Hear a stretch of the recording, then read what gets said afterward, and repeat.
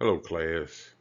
My name is Twan Burgess. This is for Professor Cook's Communication 120, uh, Spring 2022.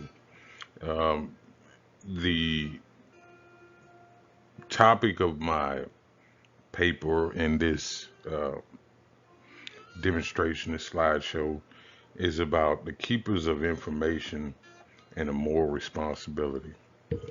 I typed that because I feel like that the people who are in charge of releasing information to us has some type of moral obligation to release what's true at some point. I found that claim based on the Bible. Thou shalt not lie, and it would at least give people the opportunity to examine the information and be able to, you know, come up with a clear thinking of what is accurate and what not. So as I turn this paper in, there should be a PDF attached to it or something to go through so you can read the words that go along with it as well. It's not a transcript, but the abstract for that PDF reads as this paper is a build on my week two's information. I stated I wanted to research how the mainstream media infiltrates the normal media and make it look like as if they have no control over it.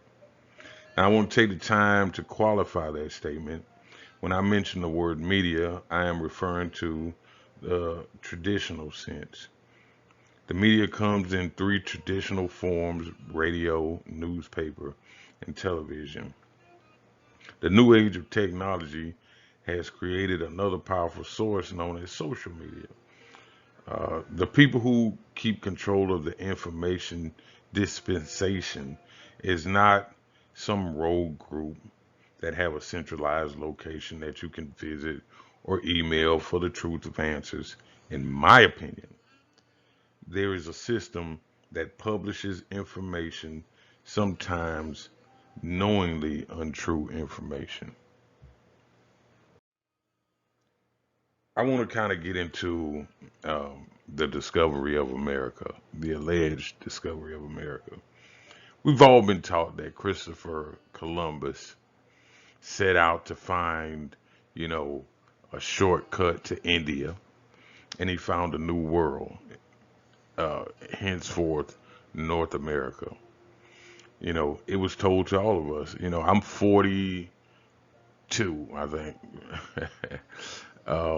And even as a young child, you know what I'm saying? So less than 30 years ago, it was still being taught that Columbus discovered America.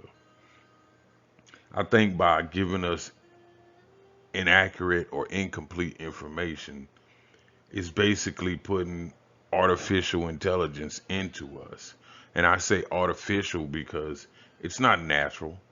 It's just um, stories that has been told to us in order for us to um, have a certain look on our country, the world.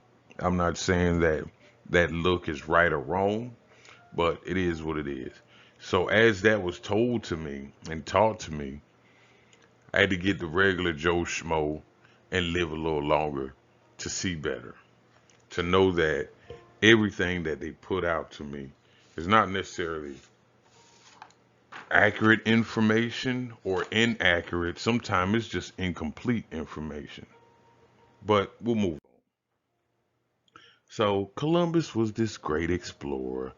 Him and his uh, crew, shipmates, shipmen, got on a boat and they moved from uh, Spain towards the Americas. And once they headed towards the Americas, they discovered what I was taught America. But that's not even true because Columbus never even made it to America.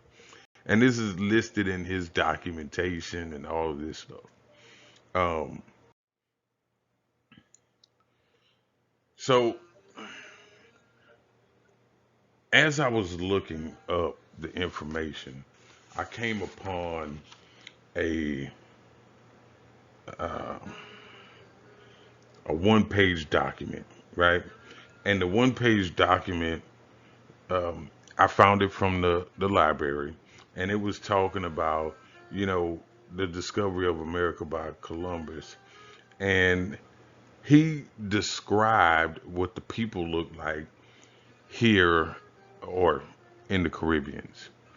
And he said, in that island, which I have also before said named Hispaniola, there were mountains of great size and beauty, vast plain, groves, and very fruitful fields, admirably adapted for tillage, pasture, and habitation. This is how he used his words to convince the people who funded his voyage to say, hey, we'll go back because what's there is amazing. He told the story of how, you know, the native people of that land would give them gold and cotton just for uh, you know, a key, you know, some tiddly, something very unimportant they would trade gold for. They understood the concept of bartering. But once they saw the shipmen, they would run and cower for them. You know, they believed those people to be some celestial beings from the heavens or whatever. So Columbus used that to his advantage, came back, and like he just did his thing. That gave him a way to come back and basically rape, rob, pillage, and plunder a whole society, man. You know, I think he was one of the most horrible humans that ever lived. This guy was a monster. So some of the topics that I covered, you know, in my paper, I covered the discovery of America, and then there was a mention of the doctrine of discovery. And in that first part, it was always saying like Columbus wanted to convert these people to Christianity, Christianity, Christianity. And it would say like, okay, I got inquisitive. I'm like, what is this? So it was put out by the Catholic Church as a way to, you know, rape, rob, and pillage, and plunder and hurt, you know, people of foreign lands.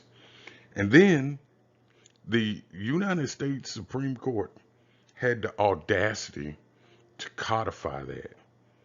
It's a case called Johnson versus uh, Emmentosh. So I see it, I say Macintosh, but it says Emmentosh. And Chief Justice Marshall gave his opinion on that situation. You can go in and you can read my PDF if you want to, but the United States was like, okay, the discovery doctrine is a legit thing. And I'm just like, wow. I mean, but it wouldn't be the first time that the United States government passed laws for their benefit. And I'm not going to say that's right. I'm not going to say that's wrong. I'm just going to say it is what it is, you know. Um, did I cover everything? Okay, Emmentage. Okay. And then I know you might say that, well, this is just one incident. But you know, there's several ways I can correlate um, policy, legal policy, with with the way that the traditional media has conveniently left out pertinent information that people need to know in order to understand how these systems work.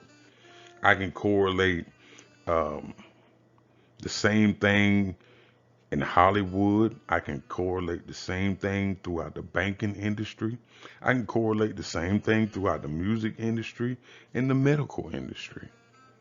I mean, this for the medical industry alone, it was a move by a certain rich family to move people from traditional holistic medicines that has worked from the beginning of time until the 1930s, and then they push for petroleum-based medicine.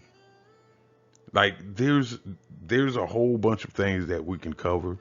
I mean, if you want to read and get a little bit more into, how I felt and what was really going on, in my opinion, you can go to the attached PDF and read. But I'm gonna go ahead and end this slide. But I'm gonna finish with my conclusion of the PDF.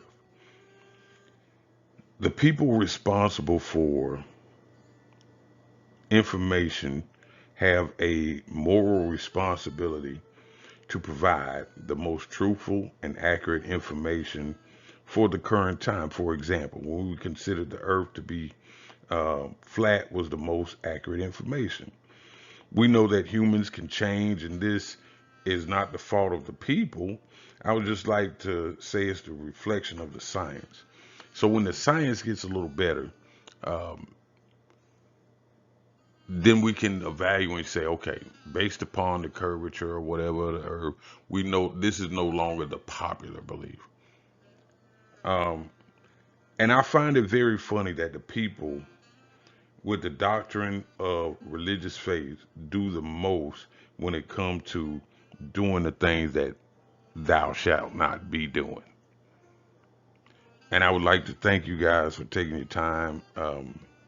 Have a great day. It was great to be in class with you guys. Appreciate it. All right, bye.